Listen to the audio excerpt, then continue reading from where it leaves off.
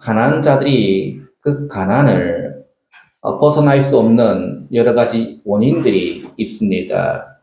그 원인들 가운데 아마 가장 중요한 원인이라 볼 수 있는 것은 빚 문제일 것입니다. 빚진 거. 가난한 사람들이 이 빚을 갚지 못하면 가게에는 종으로 팔리게 되거나 아니면 빚에 붙는 이자 때문에 가난한 사람들이 그 가난들을 제대로 벗어날 수가 없었습니다. 그래서 우리가 옛날에 보면 이 가난에 대물림 말이 있습니다. 대물림. 요즘은 은행에 돈을 맡겨도 이자율이 그렇게 높지는 않습니다. 근데 과거에는 은행 이자율이 10%였습니다. 10%대. 12%. 많게는 어떤 데는 20%까지 주기도 했습니다. 옛날에 우리가 돈을 가까운 지인들에게 돈을 빌렸을 때에 얼마 이자를 드렸습니까? 예, 보통 2부 이자, 이렇게 보통 상식적인 선에서 2부 정도 이자를 줬습니다. 2부가 얼마 되겠습니까? 몇 퍼센트 이자가 되겠습니까? 20%입니다. 20%의 이자를 줬어요. 근데 요즘에는, 은행에 우리가 아무리 돈을 맡겨놔도 5% 이상 주는 데가 거의 없을 것입니다. 근데 오늘, 우리가 이 땅 가운데 살아가면서 우리가 하나님께 이 복을 받는 여러 가지의 방법들이 있습니다. 근데 이 세상에 우리가 복을 차지하기 위해서 살 것이 아니라 하늘의 복을 우린 열어야 되는 겁니다. 하나님께서 주시는 복을 차지해야 되는 겁니다. 이 세상의 복은요, 아무리 우리가 노력하고 힘쓰고 애를 써도 그다지 큰 복들을 우리가 받을 수가 없어요. 누릴 수가 없죠. 그러나 하나님께서 주시는 복은요, 내가 상상할 수 없는 그러한 복들을 우리가 누리게 되어진다는 겁니다. 그래서 하늘의 복을 받기 위해서 힘쓰고 애를 써야 되는 겁니다. 오늘 1절과 2절의 말씀에 보면은 7년 끝에는 면제하라. 면제의 규례는 이러하니라. 그의 이웃에게 구워진 모든 체주는 그것을 면제하고 그의 이웃에게나 그 형제에게 독조하지 말지니 이는 여호와를 위하여 면제를 선포하였음이라 했습니다.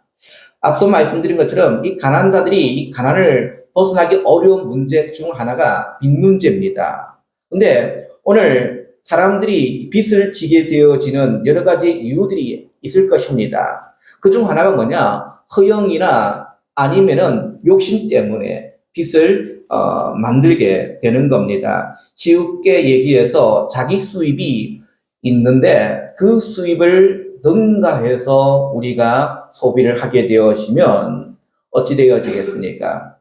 나중에 좀 돈이 들어가야 될 곳에 들어갈 수가 없게 되어지게 되겠죠. 그러면 돈을 빌리게 되는 겁니다. 빌리게 되어지면 또 이자를 내야 되고 또 이자를 갚지 못해서 자꾸 불어나게 되어지게 되는 겁니다. 물건을 사거나 돈을 쓰게 될 때에 우리는 어떻게 살림 규모를 제대로 파악할 수가 있어야 되겠죠. 제가 TV를 보니까 어떤 연예인이 이제 경제 소류선을 받게 되었습니다. 직업이 치어리더입니다. 자영업자죠. 우리 직업군으로 따져보면 자영업자입니다. 근데 우리 일반 직장인들 같은 경우에는 월급을 받을 때 그 돈이 다 세금을 다 면제하고 나온 돈이에요. 세금 후 돈입니다. 근데 자영업자들은 달라요. 세금 전에 이 돈을 받게 되는 거예요. 자기 수입을 얻게 되어지는 거죠. 그러면 그 소득선 학자가 얘기할 때 그 돈이 다 당신 돈이냐? 하고 했을 때 당신 돈이 아니라는 겁니다. 왜냐면 우리가 1년에 한 번씩 이제 세금을 내야 합니다. 자영업자들이. 자기 수입이 얼마에 그 세금을 내게 되어질 때에 이걸 준비하지 못한 이제 사람들은 나중에 목돈을 내야 되는 거예요. 목돈을. 한 달에 500만 원씩 벌었을 때에 나중에 1년에 한 번 세금 낼 때에 목돈을 내야 될 일이 생기게 되어지는 거죠. 근데 이 연예인이 수입이 600만 원을 했습니다. 600만 원인데, 이제 자기의 지출을 쭉 이제, 내어보니까 지출도 600이에요. 지출도 600. 그러면 나중에 세금 낼 돈이 있습니까? 없습니까? 그럼 빚을 내야 되는 거예요. 아마 그것만 있겠습니까? 갑작스럽게 목돈이 들어가야 될 그런 돈도 분명히 우리 인생사에는 생기게 마련이죠. 그러다 보니까 빚을 지게 되는 겁니다. 여러분들, 빚이란 것이 우리가 우리의 경제 규모를 우리가 잘 파악하고 그 안에서 우리가 자족하면서 쓰게 되어지면 빚을 지지 않게 되는 겁니다. 근데 많은 사람들이 허용 때문에 아니면 욕심 때문에 그 경제 규모를 뛰어넘어서 우리가 소비를 하게 되어지면 결국은 빚을 지게 되는 겁니다. 또 어떤 경우에는 어떤 욕심 때문에 빚을 지는 경우가 아니라 너무도 먹을 것이 없어서 빚을 지는 경우도 생기게 됩니다. 왜냐하면 흉년이 닥쳤어요. 과거에는 흉년이 닥치면 먹을 것이 없게 되었습니다. 그런 먹을 것이 있는 이런 지주들에게 이제 쌀을 빌려서 먹게 되어지는 거죠. 내가 내년에 농사 잘 지어가지고 이제 빚을 갚겠습니다 라고 빌렸는데 그 해도 또 흉년이에요. 그러면 빚을 또 지게 되는 겁니다. 그래서 빚을 지는 경우들이 있다 얘기입니다. 어찌 보면은 우리가 이 빚이란 문제는 과거에만 있는 것이 아니라 오늘 우리 현대를 살아가는 우리 모든 믿음의 성도들에게도 이 빚 문제가 분명히 있을 겁니다. 예를 들면 우리가 집을 사는데 자기 돈을 다 들여가지고 집을 사는 경우들이 매우 드뭅니다. 되게 은행 대출을 우리가 받아가지고 집을 사지 않습니까? 젊은이들을 보면은 영끌이라는 말을 씁니다. 영끌. 모든 거 자기가 대출 받을 수 있는 모든 걸 다 끌어다 가지고 거기에 이제 집을 사는데 돈을 투자합니다. 근데 우리 사회가 과거에는 투자하는 여러 가지 방법들이 있었지만은 부동산에 많이 투자를 했었습니다. 집을 사가지고 집이 이제 올라가가지고 나중에 그 집을 팔아서 빚을 갚고 또 수익을 창출하는 이들이 많이 생겼습니다. 근데 우리 사회가 요즘은 부동산 법이 꺼지고 있죠. 이제는 집도 이제 살 사람, 거기에 거주하는 사람들이 이제 살게 되어집니다. 그러다 보니까 집값도 과거에 비해서 많이 떨어지게 되어집니다. 근데 대출을 받아가지고 집을 샀던 사람들이 이제 은행 이자가 자꾸 높아지니까 결국은 힘들어하는 경우들을 주위에서 많이 보게 되어집니다.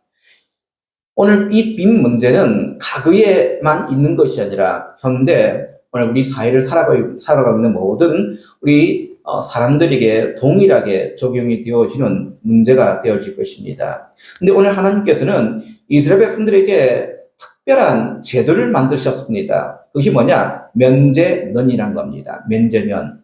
이 면제년은 매년마다 이제 돌아오게 되어집니다. 이제 면제년이 되어지면 이스라엘 백성들이 이제 졌던 모든 부채는 자동적으로 청산이 되어지는 겁니다.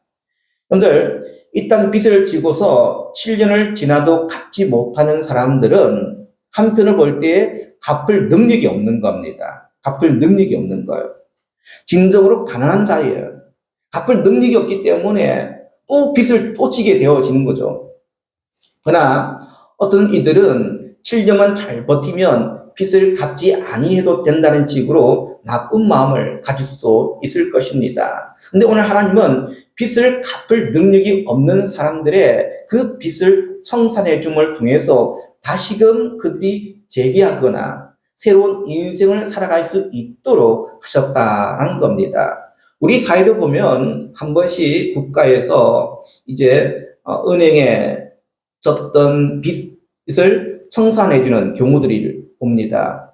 우리가 IMF 때도 그랬고요. 그리고 코로나 때도 그랬고요.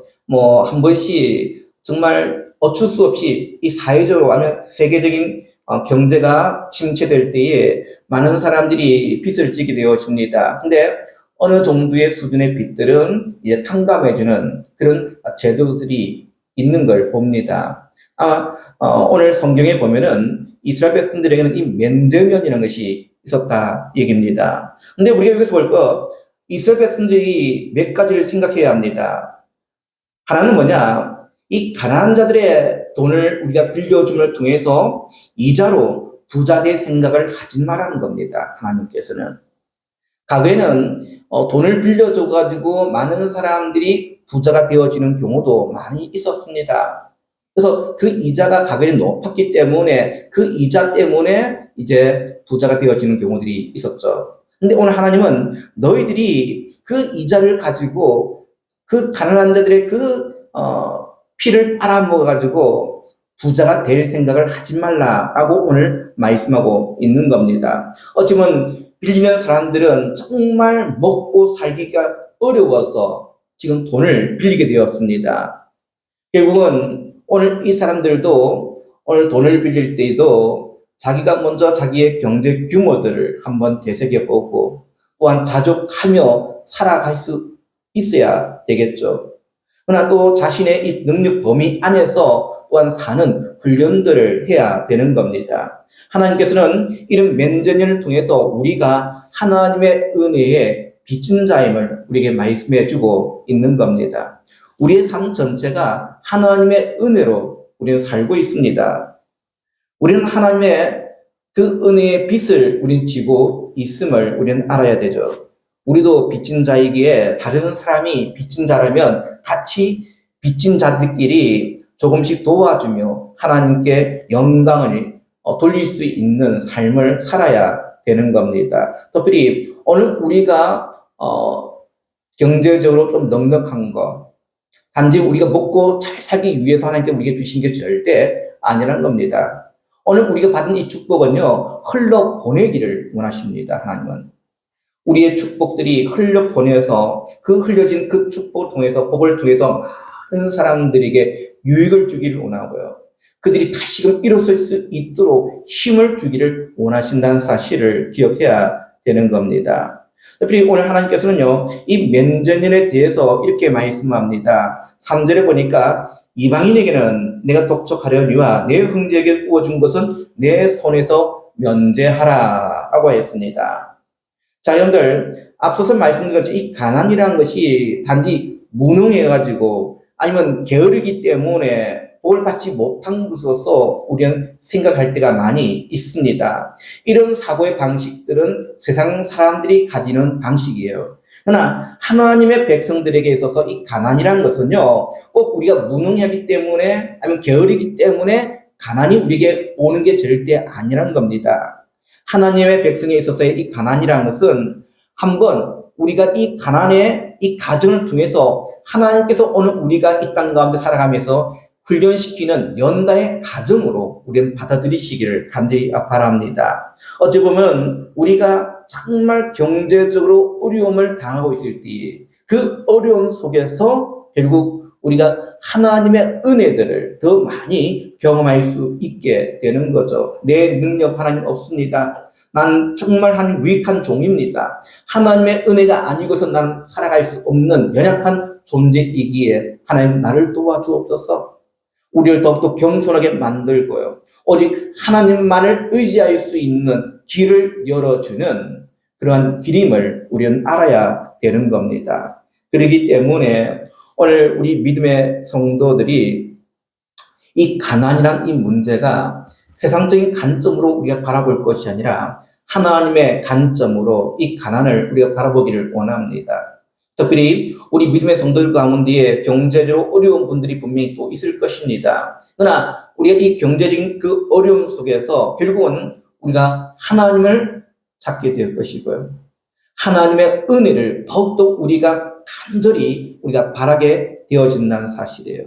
아니, 우리의 믿음들이 더 성숙해 되어지는 하나의 가정임을 명심하시기를 바랍니다. 그래서 이 가난을 통해서 하나님은 우리를 선하게 인도하시고요. 또 우리를 유익되게 인도하신다는 사실을 명심하시고 이 가난 속에서도 물질이 넉넉하지 못한 것 속에서도 늘 우리의 신앙들이 더 깊어질 수 있는 믿음의 성도들이 되어지기를 간절히 바랍니다. 어떻게 보면 이 면전년이 있기 때문에 돈을 빌려주는 입장에서는 어떤 마음을 가지게 될 것입니까? 만약에 100만 원이 필요해서 100만 원을 빌려달라고 했을 때에 100만 원을 흔쾌히 빌려줄 수가 있겠습니까? 아마 빌려주게 되어지면 면전년이 있으니까 그 7년째 되는 날이 되어지면 빚진 게 다 청산되어지는데 아마 빌려주지 않으려고 또 할 것입니다. 빌려줘봐야 뭐 갚지 못할 것인데 이런 생각들을 하지 않겠습니까? 그래서 하나님은 그러한 법을 악하게 사용하지 말라는 겁니다. 우리 4절, 5절 말씀을 한번 볼까요? 다 같이 한번 4절과 5절 말씀을 우리 함께 읽도록 하겠습니다. 내가 만일 내 하나님 여호와의 말씀만 듣고 내가 오늘 내게 내리는 그 명령을 다 지켜 행하면 내 하나님 여호와께서 내게 기업으로 주신 땅에서 내가 반드시 복을 받으리니 너희 중에 가난한 자가 없으리라. 이 말이 무슨 말입니까? 오늘 하나님께서 너희가 이 면전년이 있다 할지라도 약한 자들에게, 가난한 자들에게 오늘 그들에게 일어설 수 있도록 힘을 부어준다라고 한다면은 오늘 하나님께서 너희들에게 복을 주실 것이다 라고 말씀합니다. 하늘의 복을 주실 것이다 얘기예요. 우리는 이 땅 가운데 살아가며 엄청난 빚을 진 사람들이고요. 오늘 하루하루도 하나님의 그 엄청난 사랑과 축복을 우리가 누리고 있습니다. 그러기에 이 축복을 놓치지 않는 유일한 길은 끝까지 겸손한 자세를 유지하는 겁니다. 그리고 하나님의 말씀을 우리가 듣고요. 그 말씀 앞에 온전히 순종해 보는 겁니다. 오늘 가난한 자를 너무 나무라지 않는 것도 겸손이고 잘못한 사람을 끝까지 따져서 이기려 하는 것도 오늘 옳지 않는 거예요. 어쩔 수 없이 이 금전적인 손해가 있다 할지라도 이것이 하나님의 뜻인 줄 알고 기쁨으로 감수할 때에 하나님은 우리에게 놀라운 복들을 허락해 주시겠다라고 말씀합니다. 내가 이 사람이 갚지 못할 것 뻔히 알면서 빌려줍니다. 어쩌면 금전적인 손해가 분명히 있게 되겠죠. 그렇지만 그 부분조차도 하나님께서 책임을 져 주시겠다 말씀하죠. 특별히 너희 중에 가난한 자가 없게 하겠다 했습니다. 가난한 자가 없게 하겠다. 오늘 하나님의 축복이 계속 우리에게 임하게 되어지면요. 오늘 우리가 이 받은 축복들을 흘려보내게 되어지면 결국은 오늘 우리 주위에 가난한 자가 없게 된다는 사실이에요. 나를 통해서 하나님은 이 축복을 흘려보내게 될 때 오늘 우리 주위에 많은 이들이 그 축복을 받게 될 것이고 함께 공유할 것이고요. 함께 살아갈 때에 우리의 사회가 오늘 우리의 공동체가 더욱더 아름다운 복된 공동체로 변화될 줄로 믿습니다. 특별히 하나님께서는요 11절에 보면은 이스라엘 백성들에게 의미심장한 말씀을 합니다. 11절에 땅에는 언제든지 가난한 자가 그치지 아니하겠으므로 네가 내게 명령을 이루노니 너는 반드시 내 땅 안에 내 형제 중 곤란한 자와 궁핍한 자에게 내 손을 펼칠지니라. 어찌 보면 이 땅에 가난이라는 것은요 없어지지 않는 부분이에요. 우리 주위에 언제나 가난한 있게 마련입니다. 그러나 하나님은 왜 우리 주위에 이 가난이 사라지지 않도록 하셨을까요? 이유는 단 한 가지입니다. 그것은 바로 이 가난한 자들 통해서 우리의 겸손을 시험하겠다는 겁니다. 겸손을 시험하겠다. 그런 사람들 외면하지 않는 것이 우리가 겸손한 자로 나갈 수 있는 방법이라 얘기입니다. 여러분들 우리가 좀 내가 잘 먹고 잘 사니까 교만해져서 우리 주위에 있는 이 가난한 자를 외면하고 업신여기게 되어진다면 오늘 그것이 하나님께서 우리에게 원하시는 방법이 아니라는 겁니다. 우리 주위에 이 가난한 자들이 있기 때문에 그들을 돌아볼 수 있는 그리고 하나님께서 우리에게 주신 그 축복들을 흘려보낼 수 있도록 우리에게 은혜 주셔서 함께 공유할 때에 그것이 하나님께서 오늘 우리에게 말씀하시는 축복의 비결이 되어질 것이고요. 날마다 우리가 하나님의 은혜 앞에 겸손한 자로 살아갈 수 있는 그런 은혜가 우리 가운데 있게 되어집니다. 그럴 때에 우리의 삶이 또 풍성해질 줄로 믿으시기를 간절히 바랍니다. 특히 이 면전년뿐만 아니라 이제 종에게 자유를 주는 제도도 있었습니다. 12절부터 14절 말씀에 내 동족 히브리 남자나 히브리 여자가 내게 팔렸다 하자. 만일 6해 동안 너를 섬겼거든. 7째 해에 너는 그를 놓아 자유롭게 할 것이요. 그를 놓아 자유롭게 할 때에는 빈손으로 가게 하지 말고 내 양 무리 중에서와 가장 마당에서와 포도주 틀에서 그에게 후히 줄지니 곧 내 하나님 여호와께서 내게 주신 대로 그들에게 줄지니라. 요게 종된 자, 아마 빚진 자들보다 더 상태가 심각한 상태입니다. 빚진 자들이야 내가 좀 노력하고 힘쓰고 애써서 그 빚을 갚으면 됩니다. 근데 이 종된 사람은요, 그 빚을 제대로 갚지를 못해서 결국은 종이 되어진 자들이에요. 이제는 자기의 몸을 팔아서 이제 몸으로 빚을 갚는 신세가 되어진 사람들입니다. 근데 하나님께서는요, 이스라엘 백성들에게 이스라엘 노예에 대해서는 무조건 7년이 되어지면 아무 조건 없이 풀어줘라 말씀합니다. 풀어줘라. 어쩌면 이 사람들은요, 지금 팔려온 집에 평생토록 죽도록 일하러 온 사람이 아니란 겁니다. 재기할 때에 그가 재기할 때까지 하나님께서 내게 잠시 맡겨주신 자로 생각하라는 겁니다. 사실 우리가 망해가지고 다시 재기한다는 것이 매우 어렵습니다. 10명이 망했을 때에 그 가운데에 몇 명 정도가 재기를 할 수가 있겠습니까? 많은 숫자가 재기를 하지를 못하는 것을 보게 되었습니다. 그중 한두 명 정도 재기해서 정상적인 삶을 살아가는 사람들이 있겠죠. 근데 여러분들, 오늘 하나님의 법은 아무리 빚을 많이 지고 망했다 할지라도 6년 동안 열심히 일했으면 다 갚은 것으로 생각하고 7년이 되는 때는 그를 자유롭게 놓아줘라 라고 말씀합니다. 이 말은 모든 이스라엘 백성들의 이 고난에는 끝이 있음을 말씀해주고 있어요. 끝이 있다는 거예요. 여러분들, 노예에게는 무슨 희망이 있겠습니까? 종에게는 무슨 희망이 있겠습니까? 소망이 없습니다. 근데 오늘 하나님은 그들의 고난이 끝이 있다는 겁니다. 너희가 주의를 위해서 6년 동안 열심히 일을 했다라고 한다면은 이제 7년 때는 하나님께서 그들을 놓아줘라, 재기할 수 있도록, 다시금 일어설 수 있도록 해주어라 라는 겁니다. 다시 말해 이스라엘 사회는요, 어떤 경쟁이 치열해가지고 먹고 살기 위해서 남들을 올라선 걸 끄집어내리고 그런 사회가 아니란 겁니다. 함께 더불어서 살아가는 하나님의 백성들의 삶이란 거예요. 이게 우리가 꿈꾸고 있는 사회가 아닐지 모르겠습니다. 우리가 꿈꾸고 있는 사회는요, 오늘 이 시대가 얼마나 경쟁이 치열합니까? 우리 아이들이 태어나자마자 경쟁 사회에 뛰어듭니다. 중학교, 고등학교는 어떠합니까? 아이들이 밤늦도록 아이들이 공부를 합니다. 좋은 학원을 쫓아다닙니다. 그리고 대학을 갑니다. 대학에서도 어찌합니까? 친구를 사귀기보다는 아마 자기들의 스펙을 쌓는 데 힘을 쏟을 것입니다.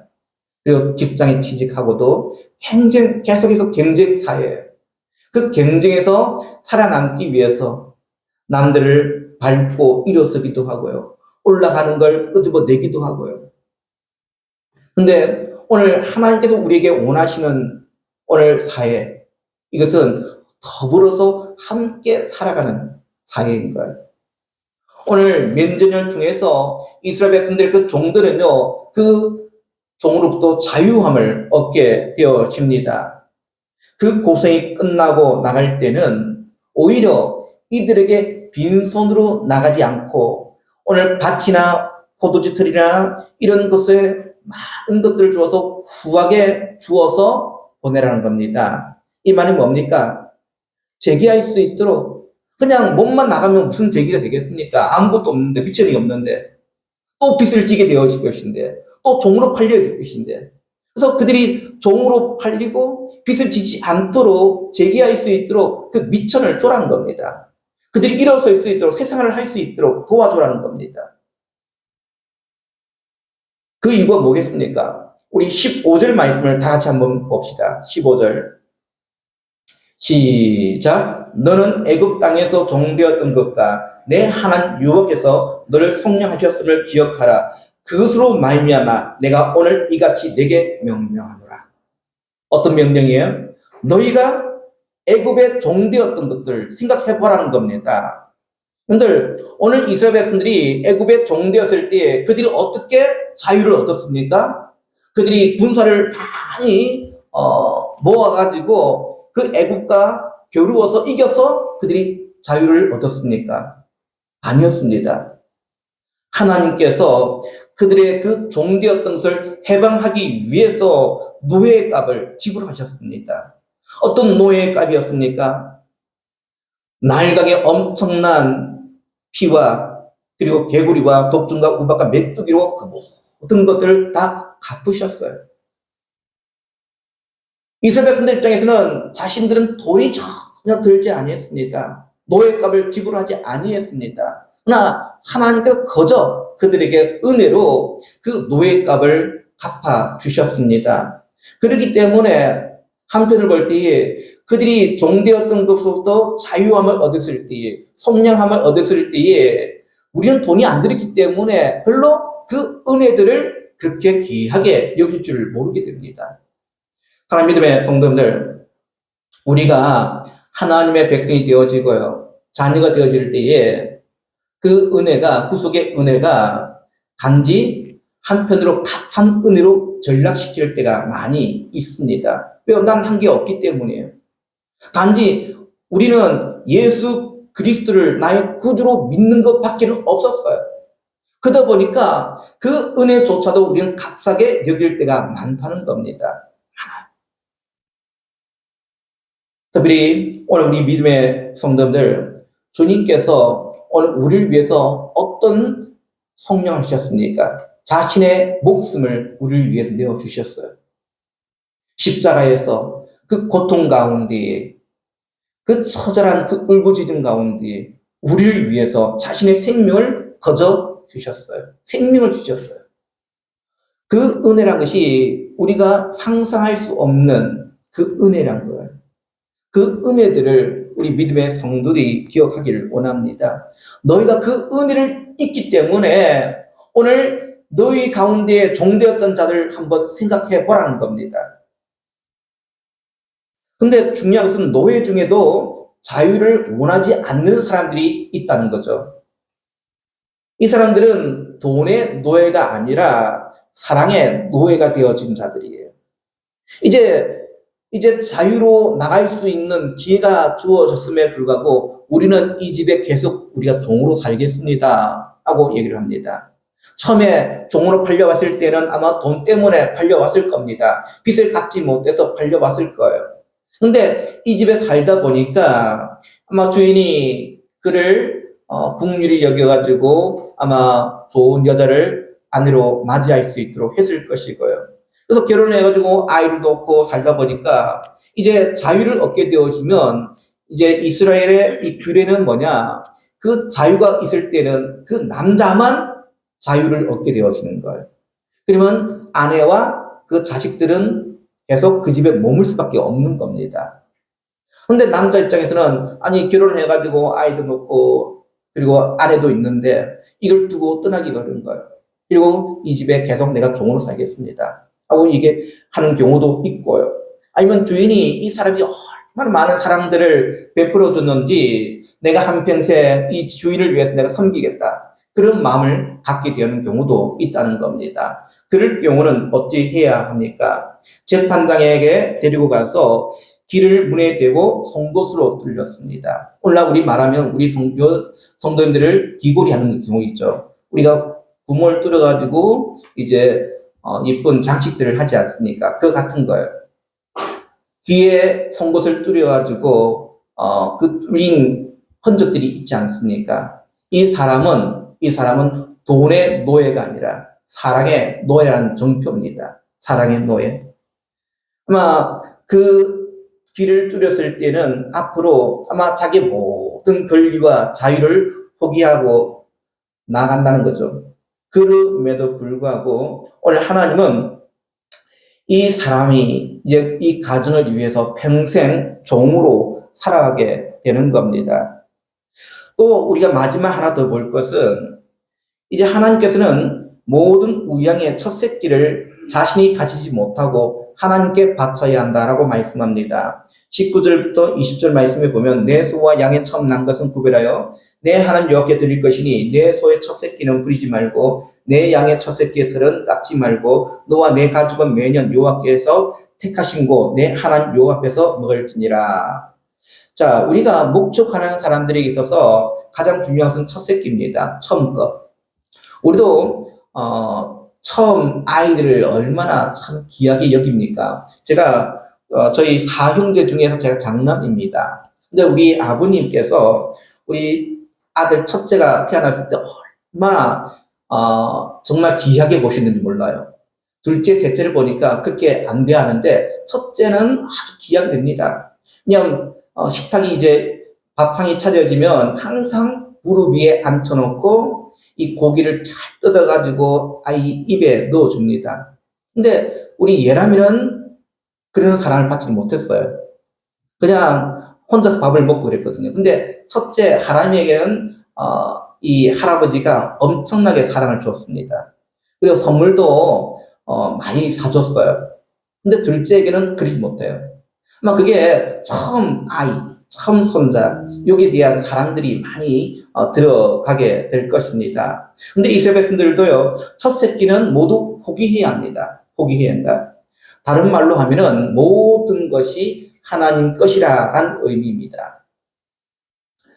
첫 새끼를 포기하면 참 아깝습니다. 처음 거. 아니, 내가 열심히 키워가지고 처음 이제 새끼를 뱉는데 그 새끼를 하나님께 바쳐라는 겁니다. 여러분들, 얼마나 그 새끼 때부터 키웠던 그 새끼가 나중에 커가지고 애를 낳았습니다. 처음 것이 얼마나 좋은 겁니까? 근데 하나님께서 그걸 바쳐